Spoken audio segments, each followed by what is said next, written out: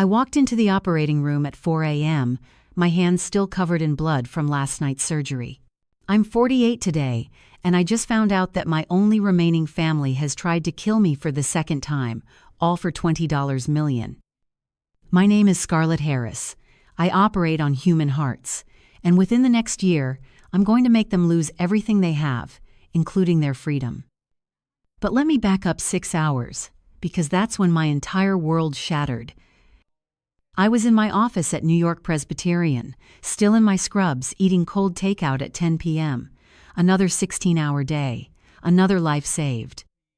Another night going home to an empty brownstone in Brooklyn. This is my life. This has always been my life.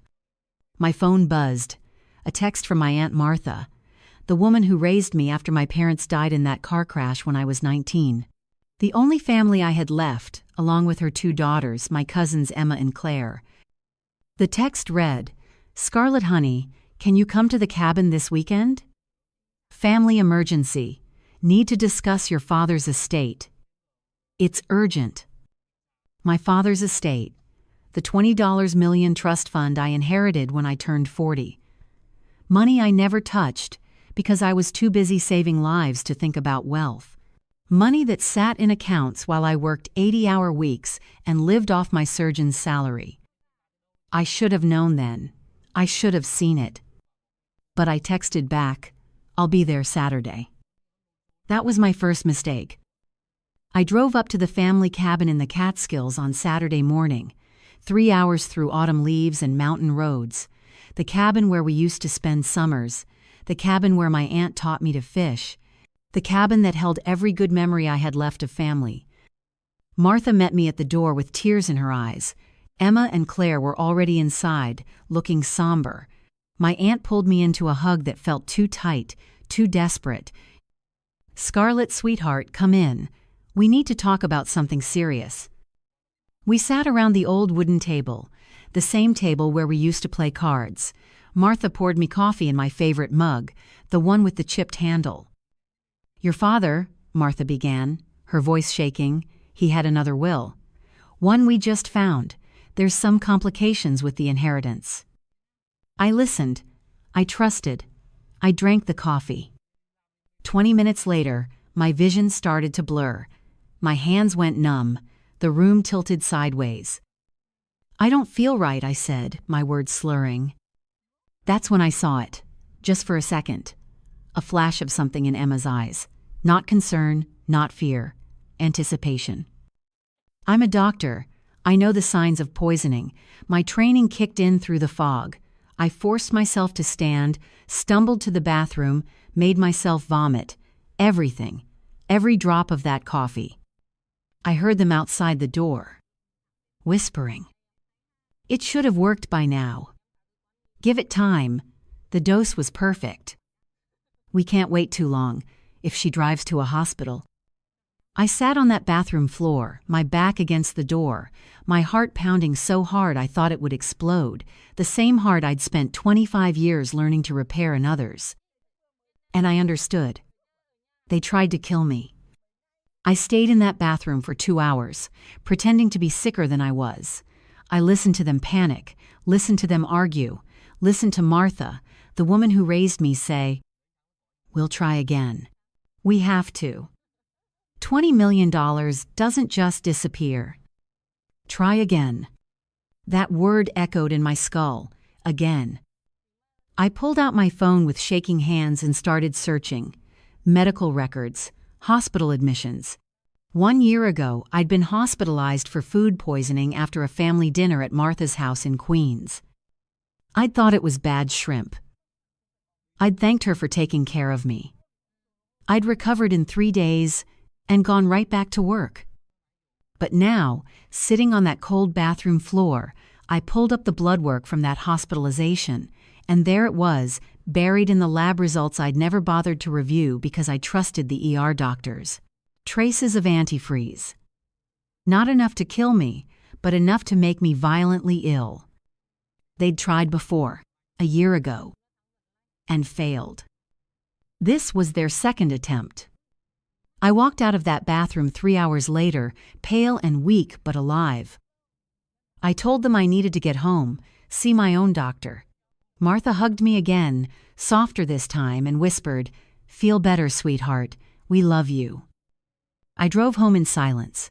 3 hours of mountain roads with my hands gripping the wheel so tight my knuckles turned white. 3 hours of my entire life rewinding in my head. Every family dinner, every holiday, every moment I thought was love. All of it was them waiting for me to die so they could take my money. I got home at midnight and sat in my car in the driveway. I didn't cry. I didn't scream. I just sat there, watching the streetlights flicker, feeling something inside me that I'd never felt before. Cold. Calculating. Absolutely certain. I walked inside, went straight to my home office, and started making a list. Not of my feelings, not of my grief. A list of evidence. A list of what I needed to prove. A list of exactly how I was going to destroy them. Because here's what they didn't know about me. I don't just operate on hearts. I've spent 25 years making life or death decisions in seconds. I've held human organs in my hands. I've brought people back from the edge when everyone else had given up. And I never, ever give up. I spent the next 3 months living 2 completely different lives. During the day, I was Dr. Scarlett Harris, calm, professional. The surgeon who everyone at New York Presbyterian trusted with the most complicated cases. The woman who could hold a dying heart in her hands and bring it back to life. But at night, I became someone else entirely. I hired a private investigator named Jack Chen, former FBI, the kind of man who knew how to find things people desperately wanted to stay hidden. I paid him $20,000 in cash and told him everything. He came back to me 2 weeks later with a file so thick I needed both hands to carry it. "Dr. Harris," he said, sitting across from me in a coffee shop in Manhattan, "you need to see this." He opened the file. Inside were bank statements, text messages, emails, an entire digital trail of my family's greed laid out in black and white. Emma had gambling debts, over $300,000 worth. She'd been borrowing from loan sharks in Brooklyn. Dangerous men. The kind who break legs when you don't pay. Claire had a failed business. 3 failed businesses, actually. Each one funded by Martha's savings. Each one crashed and burned. They were drowning in debt, desperate, running out of options. And Martha. My Aunt Martha. The woman who raised me after my parents died in that car crash when I was 19. The woman who came to my medical school graduation with tears in her eyes. The woman I trusted more than anyone in the world. She'd been planning this for 5 years. Jack showed me the emails, hundreds of them, between Martha and her daughters, planning, scheming, discussing different methods, different poisons, different ways to make it look like an accident. The surgeon works too hard. She'll have a heart attack eventually. No one will question it. We need something faster. She's healthy.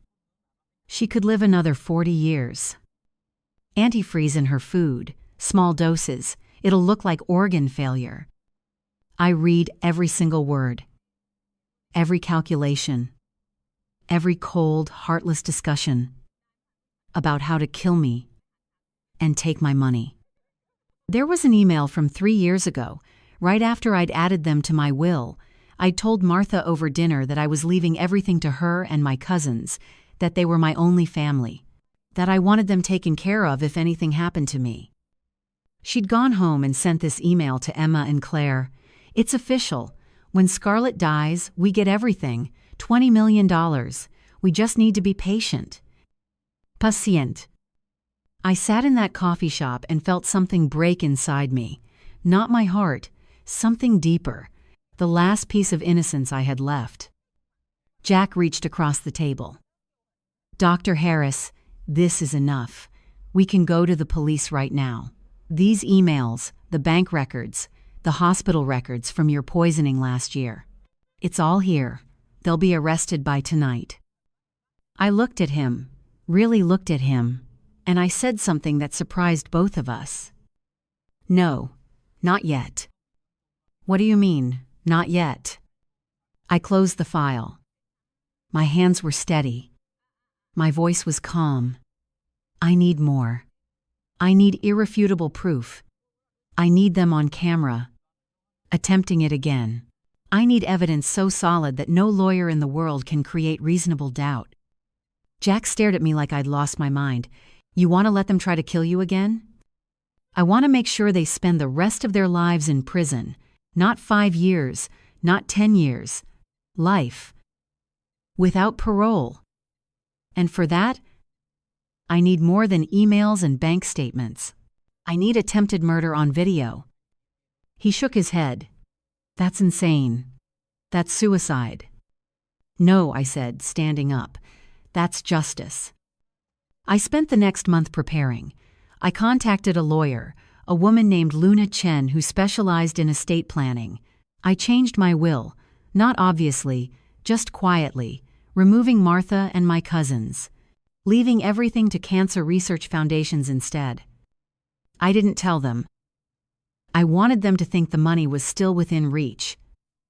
Still worth killing for. Then I called Martha. Aunt Martha, I said, my voice warm and loving, I've been thinking. I'm sorry about getting sick at the cabin. I know I worried you. Can we try again? Maybe next month? I really do want to discuss Dad's estate with you. There was a pause on the other end, just a heartbeat. Then her voice, dripping with false concern. Of course, sweetheart. Anytime. We love you so much. We love you so much. Those words used to mean everything to me. Now they were just another lie in a mountain of lies. I hung up and immediately called Jack. I need you to wire the cabin. Cameras. Audio. Everything. I want every angle covered. And I need you to have the FBI on standby. Scarlett, he said, using my first name for the first time, are you absolutely sure about this? I thought about my parents, real parents who died when I was 19. A car crash on a rainy night in November. They'd been coming home from my birthday dinner. I'd just turned 19. They never made it home. Martha had come to the hospital. She'd held me while I cried. She'd promised me I'd never be alone. She'd taken me in, paid for my medical school, sat in the front row at my graduation. I'd thought it was love. I'd thought I was lucky to have her. But now I knew the truth. She'd been waiting for me to be worth killing, waiting for my trust fund to mature, waiting for the perfect moment. Yes, I told Jack. I'm absolutely sure. Set it up for 3 weeks from now. Tell them I'm coming up for the weekend. Tell them I want to celebrate. Tell them I'm finally ready to talk about dividing up the inheritance. And if they actually try to kill you? I smiled. It was a cold smile, a surgeon's smile, the smile I use right before I cut into someone's chest. Then I'll make sure it's the last mistake they ever make. The life insurance policy showed up in my mail on a Tuesday afternoon. I was at the hospital finishing rounds when my doorman called. Dr. Harris, you have a certified letter. Looks important. I picked it up that evening. The envelope was from Metropolitan Life Insurance. I almost threw it away, thinking it was junk mail, but something made me open it. Inside was a statement for an $8 million life insurance policy, in my name, taken out 2 years ago. The beneficiary was Martha Brown, my aunt. I sat down on my couch and stared at that paper for 20 minutes straight. I didn't remember signing any life insurance policy. I had a small policy through the hospital, maybe $500,000, but that was it. Nothing like this. I looked at the signature at the bottom of the application. My signature, Scarlett Harris, written in blue ink. Except it wasn't my signature. It was close. Very close. Whoever forged it had practiced. They'd gotten the loops right, the way my S curves at the beginning, but the H was wrong, too tall, too sharp. I've signed my name 10,000 times on medical charts. I know every angle, every curve. This wasn't me. My hands started shaking. Not from fear, from rage. I called Jack immediately. I found something. Come to my place, now. He arrived an hour later. I showed him the policy. He studied it under a lamp, held it up to the light, took photos from every angle. "This is fraud," he said quietly. "Insurance fraud and forgery. That's federal. That's serious prison time even without the attempted murder charges." "When was this policy taken out?" Jack checked the date, November 2023. 2 years ago. 2 years ago. Something clicked in my brain. A memory I'd buried. Something I'd convinced myself was just an accident. "Jack," I said, my voice barely above a whisper. 2 years ago. November 2023. I almost died at the family cabin. He looked up from the policy. "What happened?" I stood up and walked to my window. Outside, the city lights were just coming on. Millions of people going about their lives, completely unaware that someone was trying to murder me. "It was Thanksgiving weekend," I said. Martha invited me up to the cabin. Just the 4 of us. A quiet family holiday. I was exhausted from work. I went to bed early, around 9 p.m. Jack was taking notes now. And then? I woke up around midnight. I felt sick, dizzy, nauseous. I could barely stand. I thought I had the flu, but then I noticed the cabin was freezing cold. The heat wasn't working. I went to check the furnace in the basement. I closed my eyes, remembering. The carbon monoxide detector was unplugged, just sitting there on the shelf, not plugged into the wall, and the furnace vent was blocked. Deliberately blocked with rags and duct tape. "Jesus," Jack breathed.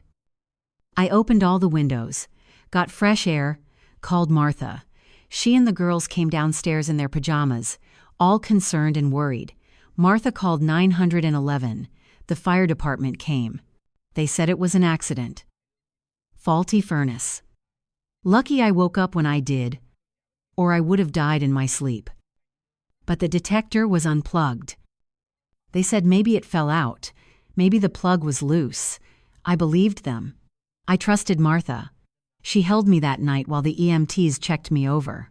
She cried and said she was so sorry, that she should have had the furnace serviced, that she could have lost me. I turned back to Jack. She was crying because her plan failed. He set the policy down on my coffee table, so let me get this straight. November 2023, they take out an $8 million life insurance policy with your forged signature. 2 weeks later, they try to kill you with carbon monoxide, make it look like an accident, collect the insurance money plus your inheritance. But I survived. So a year later, they try antifreeze, small doses, make it look like organ failure. I survived that too. And then this year, they try poison in your coffee at the cabin. 3rd time's the charm, right? Jack sat back and ran his hands through his hair. "Scarlett, this isn't just attempted murder anymore. This is a conspiracy. This is premeditated. This is them actively hunting you for 2 straight years." I nodded. I felt calm. Strangely calm.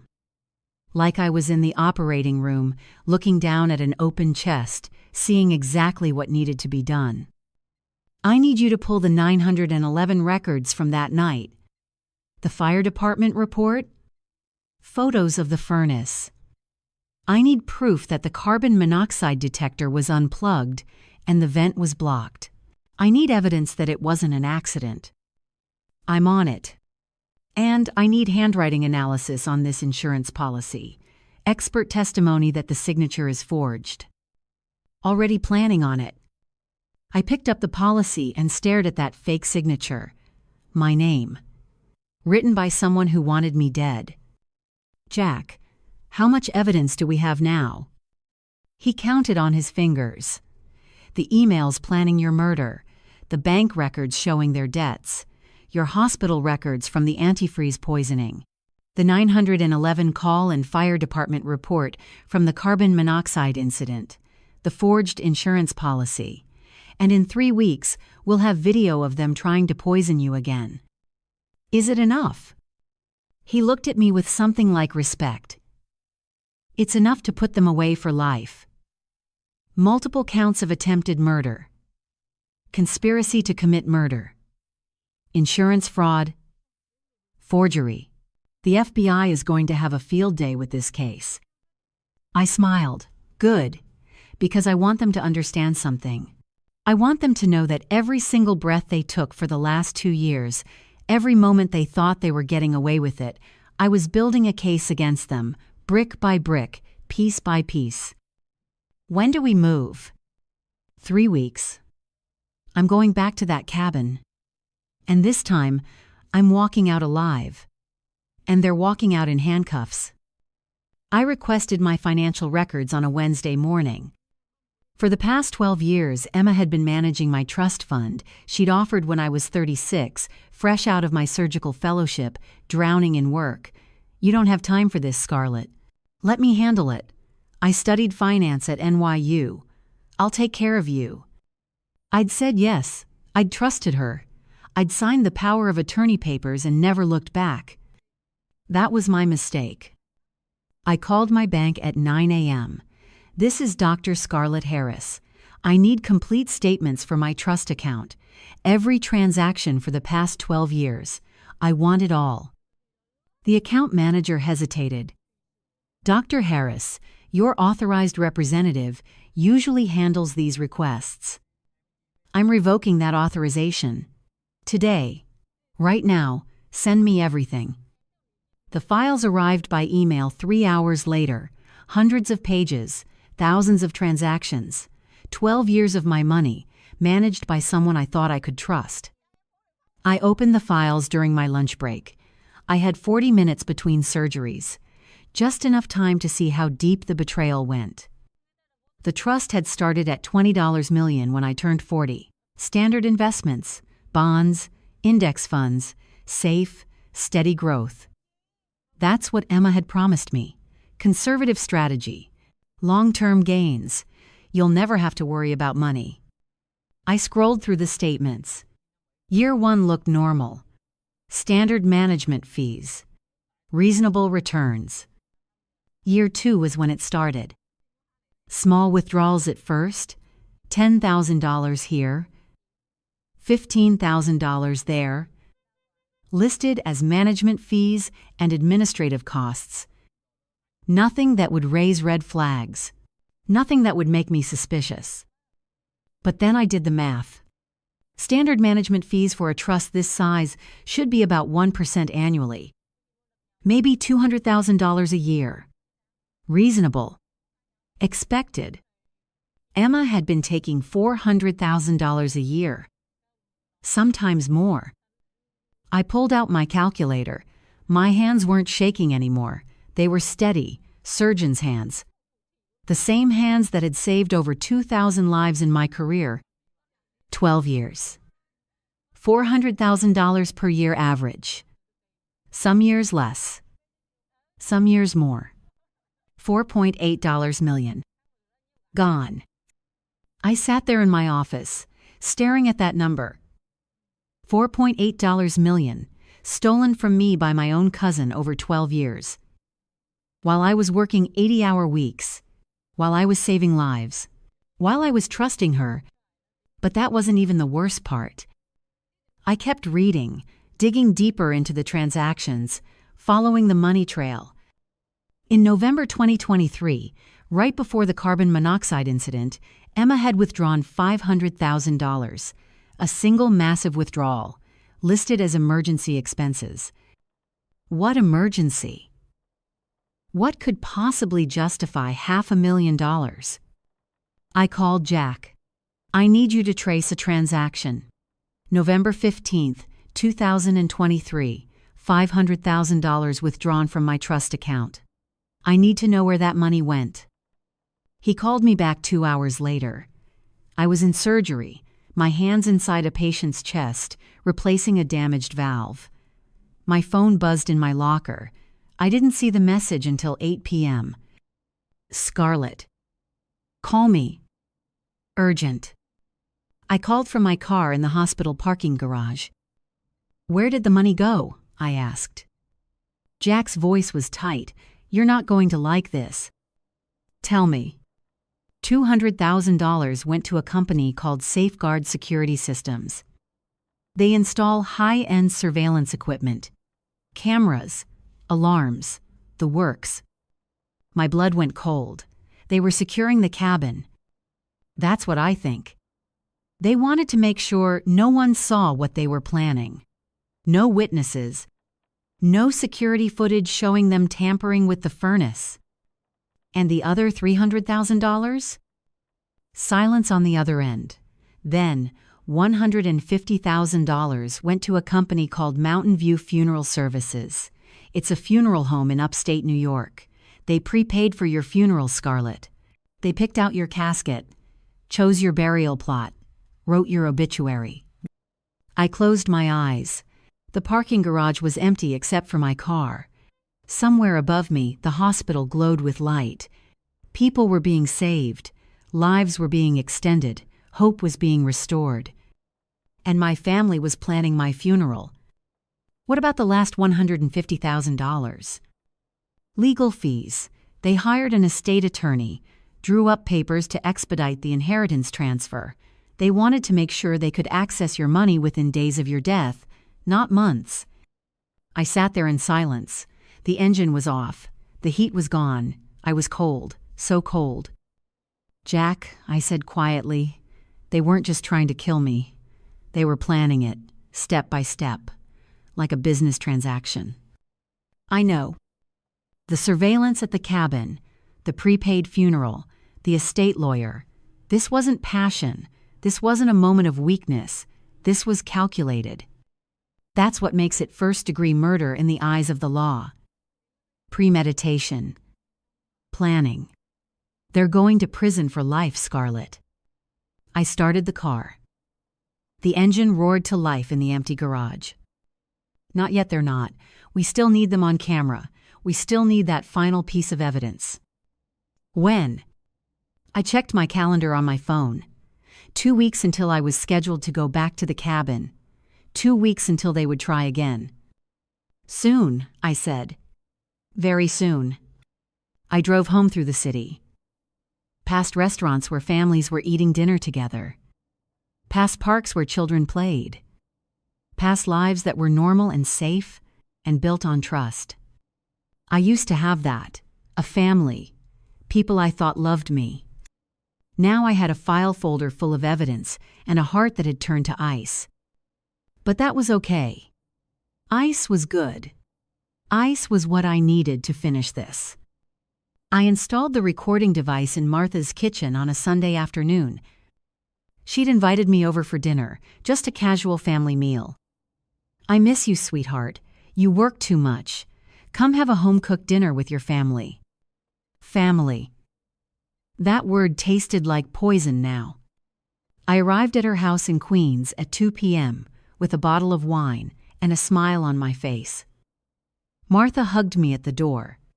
Emma and Claire were already in the living room, laughing at something on TV. "Scarlett, honey, come in. Dinner won't be ready for hours. Make yourself at home." I did. I made myself very much at home. While Martha was in the bathroom and the girls were outside smoking on the porch, I went to work. The device Jack gave me was smaller than a quarter. Professional grade. Voice activated. It could record for 48 hours straight. I stuck it under the kitchen table. Right beneath where Martha always Saturday. Where she'd sat for 30 years. Where we'd had 1,000 family meals. Where she'd comforted me after my parents died. Where she'd celebrated my medical school acceptance. Where she'd toasted my first successful surgery. Where she was now planning my murder. The adhesive held.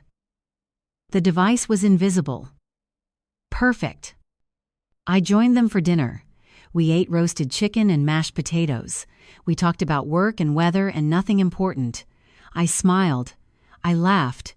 I played the part of the trusting niece who had no idea her family wanted her dead. At 9 p.m., I hugged them all goodbye. Martha held me extra tight. I love you so much, Scarlett. You know that, right? I know, Aunt Martha. I love you too. I drove home. I waited. The next morning, Jack called me at 6 a.m. I was already awake. I'd barely slept. Scarlett, you need to hear this. They talked? They talked, all three of them. Last night after you left, for 2 straight hours. My heart was pounding. Send it to me. I'm sending it now, but Scarlett, I need to warn you. This is bad. This is worse than anything we've found so far. The file came through on my phone. I was in my car in the hospital parking lot. My shift didn't start for another hour. The sun was just coming up over Manhattan. I put in my earbuds and pressed play. Static at first, then voices, distant, getting closer. Martha's voice. She trusts us completely. Did you see how she ate everything I put in front of her? No hesitation, no suspicion. Emma laughing, because she's an idiot. She's so busy saving everyone else, she can't see what's right in front of her face. Claire. How much longer do we have to wait? Then Martha, clear as day, she turns 50 inches, 18 months. Once she hits 50, the trust becomes irrevocable. We won't be able to touch it. If she dies before then, everything comes to us immediately. 18 months. I had 18 months to live in their minds. Emma's voice again. We almost did it last time. The coffee should have worked. I put in enough antifreeze to kill a horse. You didn't put in enough, Martha snapped. She's a doctor. Her body is probably stronger than a normal person's. Next time, we need to use something faster. Something certain. I sat there in my car, listening to them discuss my murder like they were planning a dinner party. Claire spoke up. Her voice was different, strained. Can we speed this up? I'm 8 months pregnant. My baby is due in 5 weeks. I need that money for daycare, for college, for everything. I can't raise a kid on what I make. 8 months pregnant. My cousin was bringing a child into this world, and her plan to pay for it was to murder me. Martha's voice softened. I know, sweetheart, I know. We'll figure it out. Maybe Christmas. She always comes up to the cabin for Christmas. We'll try again then. Christmas. 3 weeks away. Emma. What if she survives again? She won't, Martha said with absolute certainty. 3rd time's the charm. And this time, we'll make sure there's no evidence. No hospitals. No 911 calls. She'll just go to sleep and never wake up. A heart attack. She's a surgeon. She works too hard. Everyone will believe it. The recording continued for another hour. Details. Planning. Discussing different poisons, different methods, different ways to dispose of evidence. I listened to all of it. Every word. Every casual discussion of my death. Every calculation of how they'd spend my money once I was in the ground. When it finally ended, I sat in that parking lot in complete silence. The sun was fully up now. New York was waking up. People were starting their days, going to work, living their lives.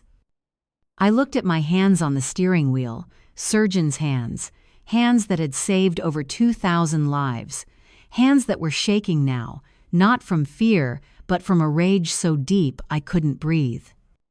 The temperature gauge on my dashboard read 27 degrees Fahrenheit, -3 Celsius, the coldest morning of the year so far.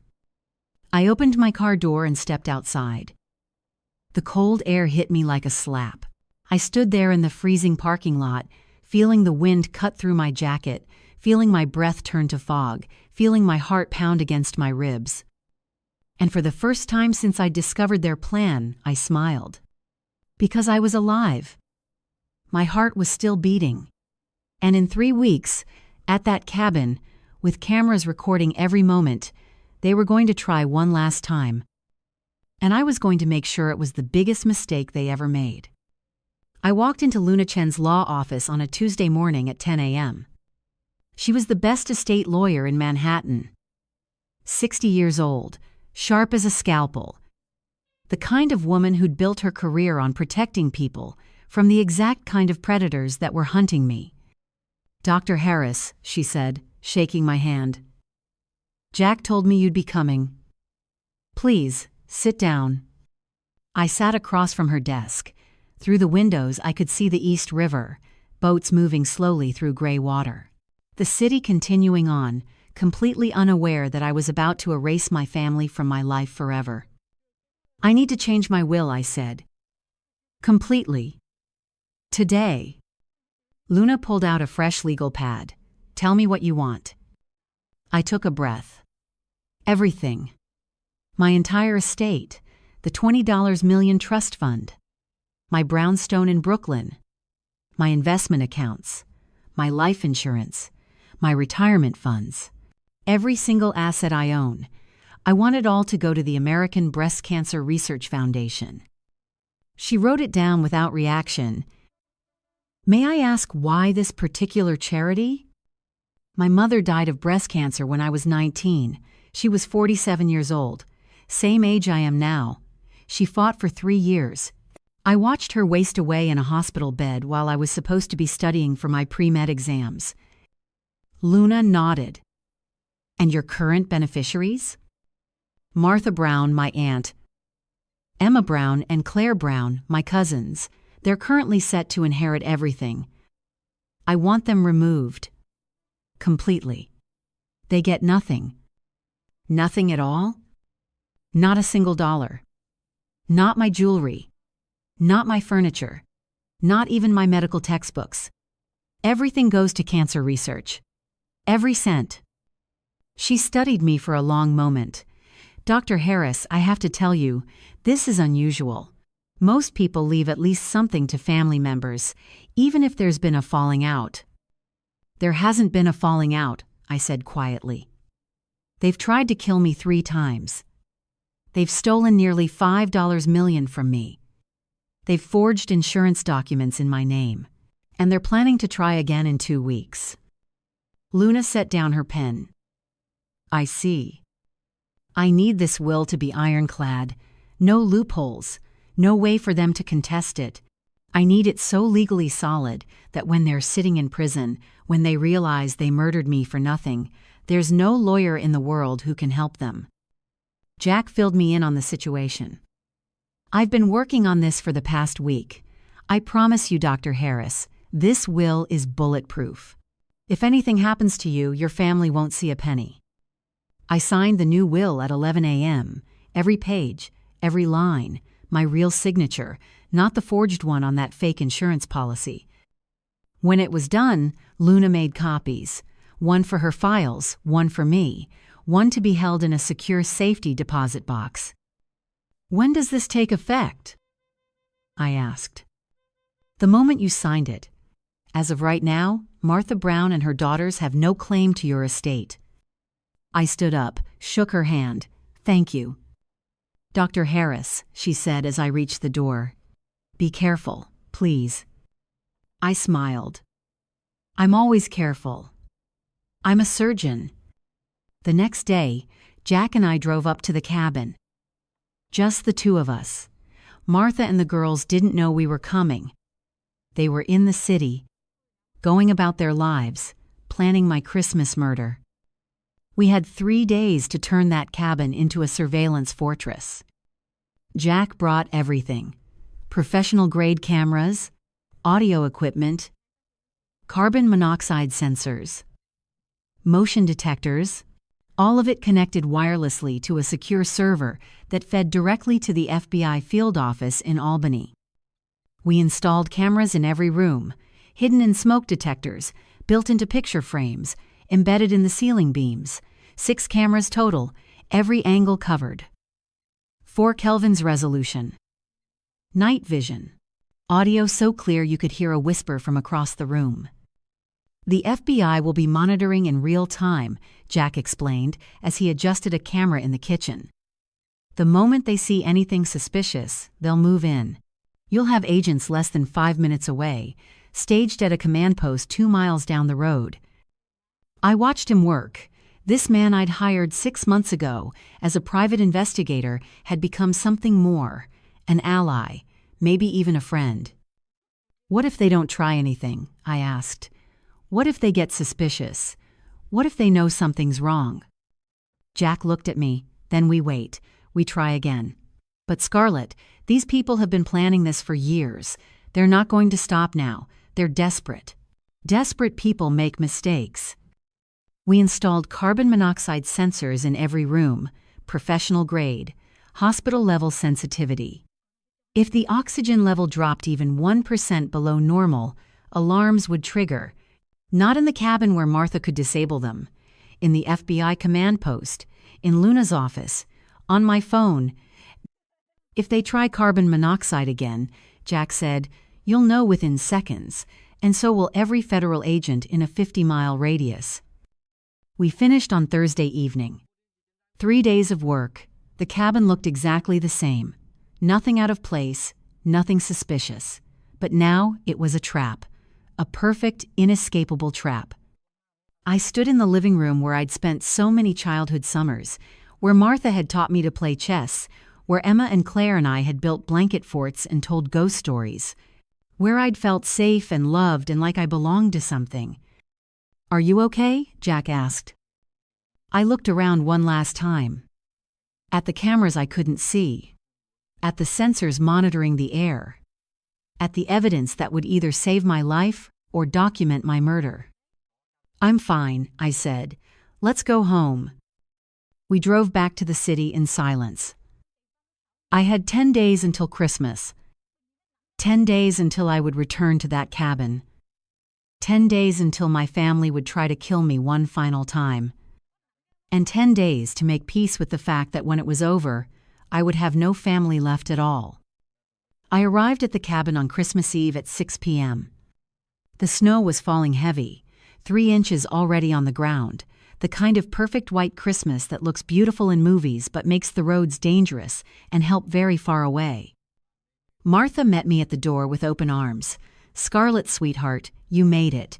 We were getting worried about you driving in this weather. I hugged her back, felt her thin arms around me, smelled her perfume, the same perfume she'd worn my entire life. I wouldn't miss Christmas with my family for anything. Emma and Claire were already inside, decorating the tree. Christmas music played from an old radio. The fireplace crackled with warmth. It looked like a Norman Rockwell painting, a perfect family holiday. Except I knew every single camera hidden in this room. I knew the FBI was watching from 2 miles away. I knew that somewhere in this cabin, there was poison waiting for me. We had dinner, turkey and stuffing, homemade cranberry sauce, all of Martha's specialties. The meal I'd eaten every Christmas for the past 29 years. I ate everything, every bite. I smiled. I laughed at their jokes. I played my part perfectly. At 10 p.m., Martha brought out hot chocolate, special recipe, extra marshmallows, just how you like it. I took the mug. It was warm in my hands. The marshmallows floated on top, slowly melting. It looked innocent. Perfect. I didn't drink it. I'm so full from dinner, I said, setting it down on the coffee table. I'll save it for later. I saw something flicker across Martha's face.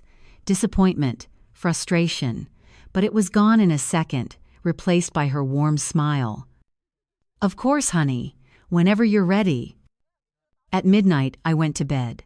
My old room, the same room I'd slept in every summer as a child, the same bed, the same quilt. I lay down fully clothed. My phone was in my hand, hidden under the covers. The FBI monitoring app was open. 6 camera feeds, all showing empty rooms. Quiet hallways. I waited.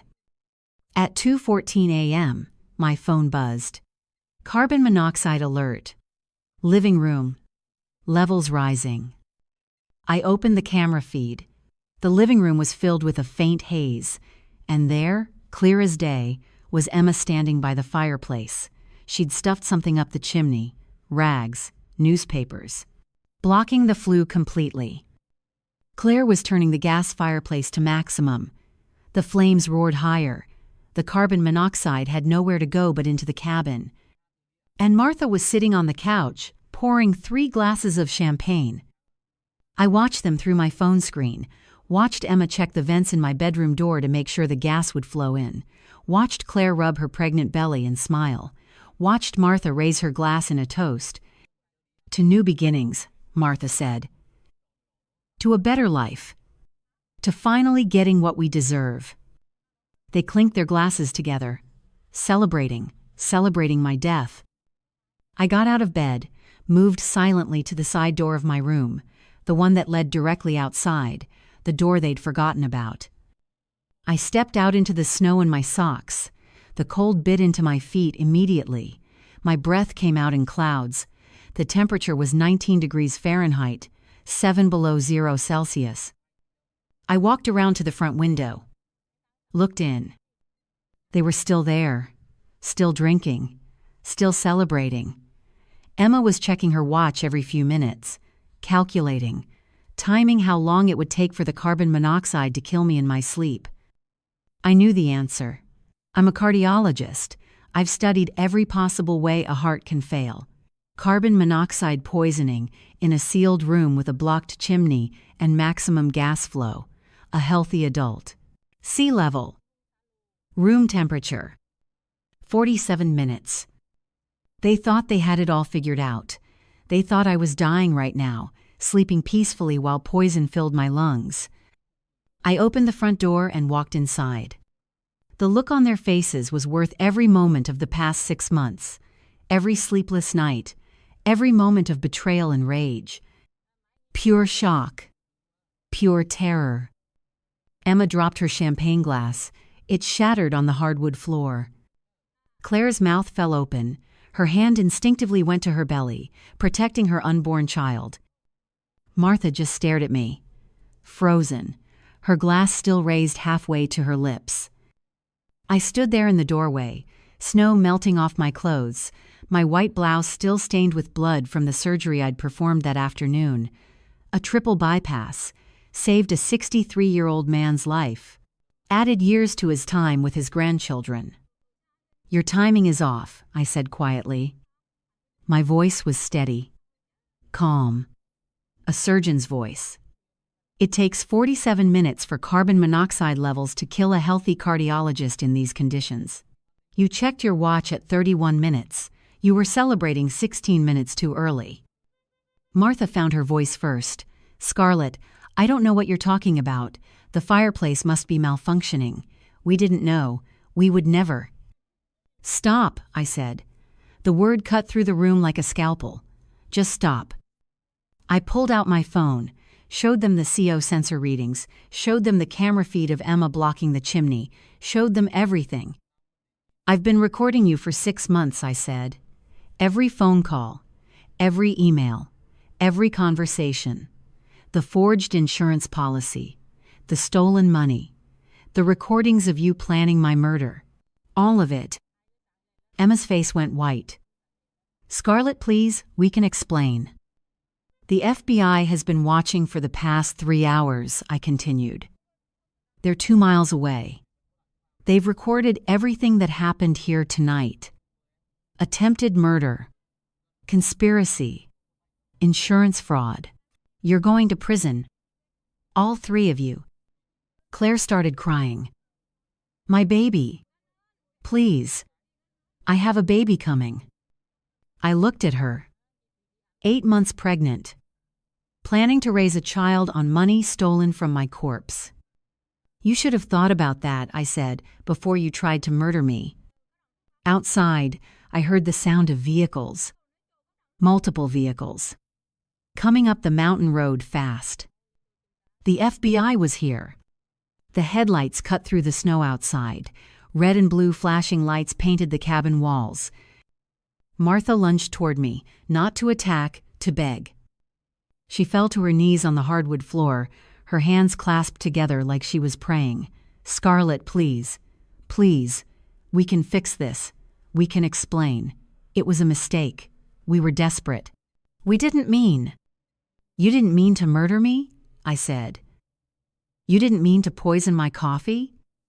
Block the chimney? Forge insurance documents? Steal $5 million from me over 12 years?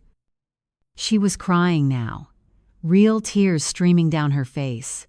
The same face that had smiled at me across 1,000 dinner tables, the same face that had kissed my forehead when I graduated medical school. I raised you, she sobbed. After your parents died, I took you in. I loved you like my own daughter. That has to count for something. I looked down at her. This woman who had been my whole world after I lost my parents. This woman who had tucked me in at night when I had nightmares. Who had celebrated every achievement. Who had promised me I'd never be alone. You're right, I said quietly. You did raise me. And you taught me something very important. You taught me that family isn't about blood. It's about who shows up, who stays, who loves you when it's hard. I crouched down so we were eye level. And you taught me what happens when someone decides money is worth more than love. Car doors slammed outside. Footsteps on the porch, heavy boots crunching through snow. Emma finally moved. She ran for the back door, but Jack was already there, blocking her path. He'd been waiting outside the whole time, making sure no one escaped. It's over, Emma, he said. She spun around, wild-eyed, looking for another exit. But there wasn't one. She was trapped. They all were. Claire sat on the couch, both hands on her pregnant belly, rocking back and forth. Tears streamed down her face. My baby, she whispered. I'm going to have my baby in prison. My child is going to be born behind bars. She looked at me with something that might have been hope. Scarlett, please. I'm 8 months pregnant. You're a doctor, you save lives. You can't let them take me. Not now. Not like this. I stood up, walked over to her. She looked up at me with desperate eyes. You're right, I said. I am a doctor. I do save lives. That's all I've ever done. For the past 25 years, I've dedicated my entire existence to saving strangers. People I've never met, people who will never know my name. I gestured around the cabin. At the champagne glasses. At the blocked chimney. At the evidence of their attempted murder. And while I was saving lives, you were planning to take mine. The front door burst open. 6 FBI agents in tactical gear flooded into the cabin, weapons drawn, voices shouting. FBI, hands where we can see them. Get on the ground. Now. Martha was already on the floor, still sobbing. Claire stood slowly, hands raised, her pregnant belly visible under her sweater. Emma backed against the wall, her face pale. Special Agent Rodriguez entered last. I recognized him from the briefings. 50s, gray hair, 20 years with the Bureau. He'd seen everything. He looked at me first. Dr. Harris, are you safe? I nodded. I'm fine. They tried to kill me with carbon monoxide. It's all on camera. Everything you need. He turned to Martha and her daughters. Martha Brown, Emma Brown, Claire Brown. You're under arrest for conspiracy to commit murder, attempted murder, wire fraud, insurance fraud, and theft. You have the right to remain silent. The agents moved in. Emma was handcuffed first. She didn't resist, didn't fight, just stood there, staring at nothing. Claire was next. They cuffed her hands in front because of the pregnancy. She was crying so hard she could barely breathe. And then Martha. The agent pulled her arms behind her back. The metal cuffs clicked shut. She looked at me one last time as they read her rights. I'm sorry, she whispered. Scarlett, I'm so sorry. I wanted to feel something. Anger, satisfaction, relief. But all I felt was empty. No, you're not, I said. You're sorry you got caught. They led them out one by one, through the door, into the snow, into the waiting vehicles, with red and blue lights still flashing. The cabin fell silent. just me and Jack and Agent Rodriguez, and the smell of champagne and coal smoke hanging in the air. Rodriguez closed his notepad. "Dr. Harris, we'll need you to come to the field office tomorrow for a full statement. But I want you to know, this is one of the most thorough cases I've seen in my career. The evidence you gathered, the documentation, the recordings, it's airtight. They're going away for a long time." "How long?" "Multiple counts of attempted murder with premeditation, conspiracy, fraud. They're looking at life without parole, all three of them." Life without parole. They would die in prison. They would never see another Christmas outside of a cell, never taste freedom again, never touch the money they'd killed for. "Good," I said. Rodriguez left. Jack stayed. "You okay?" he asked. I looked around the cabin one last time, at the broken champagne glass on the floor, at the blocked chimney, at the place where my family had tried to murder me. "I'm fine," I said. "Let's go home." We walked out into the snow. Behind us, the cabin stood empty, dark, a crime scene now. I got in my car, started the engine, turned on the heat. Somewhere in the distance, the red and blue lights disappeared down the mountain road, taking my family to prison. And I drove home alone through the snow, with nothing but the truth and my beating heart. The trial lasted 15 months. 15 months of sitting in a federal courtroom in Manhattan, watching my family try to explain away 3 attempted murders. 15 months of lawyers and evidence and testimony. 15 months of Martha crying on the witness stand, swearing she loved me, begging for mercy. The jury deliberated for 4 hours. Guilty. On all counts. Martha was sentenced first. The judge looked at her over his glasses and said, "You raised this woman. You were entrusted with her care after her parents died. You betrayed that trust in the most heinous way possible. 25 years in federal prison." Martha collapsed in the courtroom. The bailiffs had to carry her out. Emma was next. 20 years. She stared straight ahead when they read the sentence. Didn't cry, didn't react. Just accepted it. Claire was last, 8.5 months pregnant by then. So pregnant, she could barely stand. The judge took that into account. 15 years in federal prison. You will serve your sentence in the federal women's facility that has a maternity wing. Your child will remain with you for the first 18 months, then will be placed with family or foster care. Claire's baby was born 3 weeks later. A girl, 6 pounds, 8 ounces. Born in a prison hospital with guards outside the door. I got the call at 3 a.m. I was at home, lying awake like I did most nights now, checking the carbon monoxide detector for the 100th time even though I knew it read 0. "Dr. Harris? This is the Federal Correctional Institution. Claire Brown has given birth. She's requesting you be notified." I drove to the prison at dawn. They let me see the baby through the nursery window. She was sleeping. Tiny fists curled up. Dark hair, perfect. She looked nothing like Claire, nothing like Emma, nothing like Martha. She looked like my mother. I stood there for an hour, watching this innocent child who had no idea her mother tried to murder someone for money, who had no idea she was born behind bars, who had no idea what kind of family she came from. And I made a decision. When Claire's 18 months were up, when they came to take that baby away, I was there.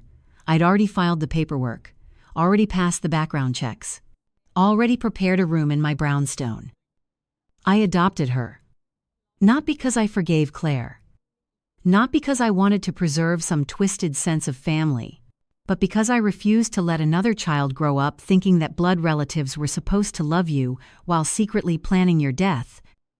I named her Isabel, after my mother, the woman who died of breast cancer when I was 19, the woman who fought for 3 years and never complained, the woman who taught me that real strength isn't about living forever, it's about how you live the time you have.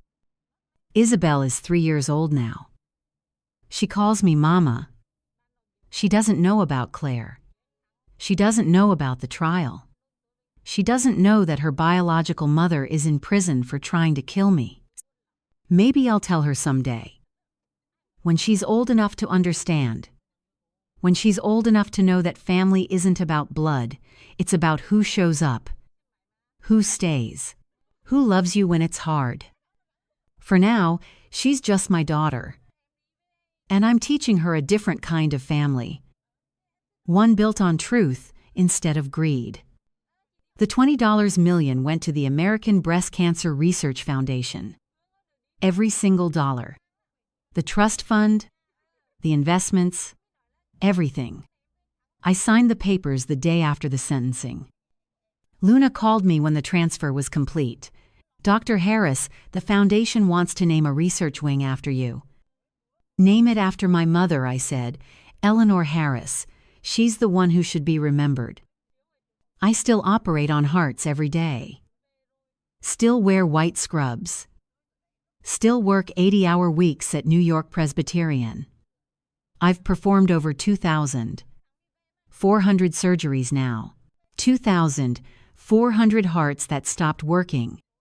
2,400 lives saved. But I'm different now, changed in ways I can't fully explain. I still wake up at 2:14 a.m. every single night, the exact time the carbon monoxide alert went off. I check the detectors even though I know they're working. I walk through every room even though I know I'm safe. The scars aren't visible. They're not the kind you can see on an X-ray or an MRI, but they're there, permanent. A reminder that the people you trust most can be the ones who hurt you worst. Victory doesn't erase the scars. Justice doesn't heal the wounds. Knowing they're in prison doesn't bring back the family I thought I had. But I'm alive. My heart is still beating. And every morning, I wake up and make breakfast for Isabel. I braid her hair. I take her to preschool. I show her what real love looks like. And then I go to the hospital.